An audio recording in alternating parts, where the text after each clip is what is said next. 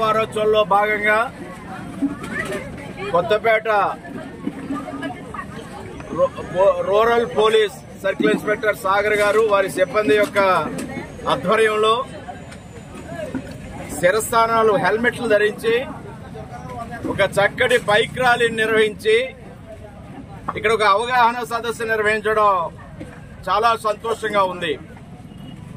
ఎందుకంటే ఈనాడు ప్రమాదాల నివారణ కోసం రోడ్డు భద్రత నియమ నిబంధనలు పాటించాలని యువతీ యువకులకు అవగాహన కల్పించడం కోసం హెల్మెట్లు ధరించి బైక్ ర్యాలీ ద్వారా తెలియజేయడమే కాకుండా ఈ అవగాహన సదస్సులో వారిని చైతన్యపరిచే విధంగా కార్యక్రమం జరపడం జరిగింది.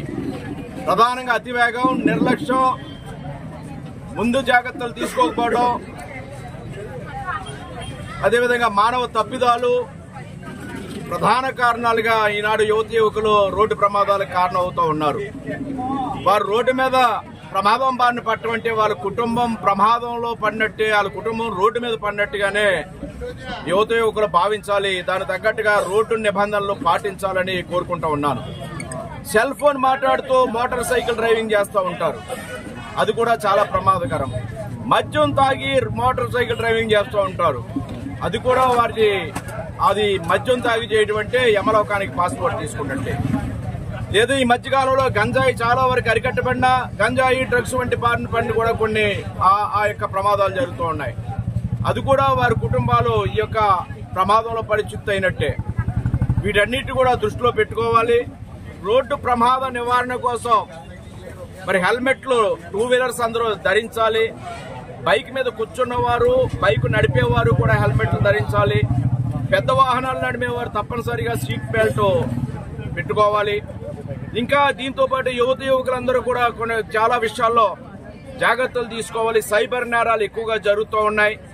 సైబర్ నేరాలు అరికట్టడానికి కూడా పోలీసు వారు కల్పించినటువంటి 1930కు ఫోన్ చేయడం ద్వారా ఎక్కడైనా ఎవరైనా ఓటీపీలు అడిగినా లేదా ఏదైనా వారి కుటుంబ సభ్యులకి ఏదో జరిగిందని సమాచారం చెప్పినా వెంటనే పోలీసుకి 1930కి కంప్లైంట్ చేయడం.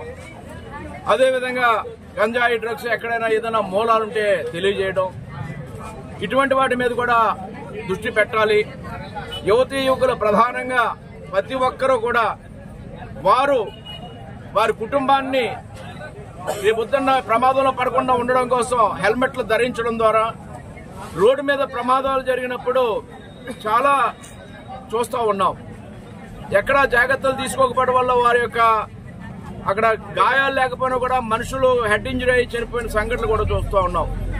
దానివల్ల ఎవరైనా ప్రమాదం బారిన చనిపోయిన కుటుంబాల తాలూకు వారు కూడా ఈ యొక్క అవేర్నెస్ క్యాంపెయిన్ లో వారు కూడా ప్రజలకు తెలియజేయడం, అటువంటి వారిని ఎక్కడ ప్రమాదాలు జరగడం, వారి కుటుంబం ఏ విధంగా నష్టపోయింది అనేది యువత యువకులకు ప్రజలకు తెలియజేయడం ద్వారా ప్రతి ఒక్కరూ రోడ్ సేఫ్టీ కింద భద్రత నియమ నిబంధనలు అందరూ కూడా పాటించాలని, ప్రమాదాల నివారణ కృషి చేయాలని ఈ సందర్భంగా కోరుకుంటూ ఉన్నాను.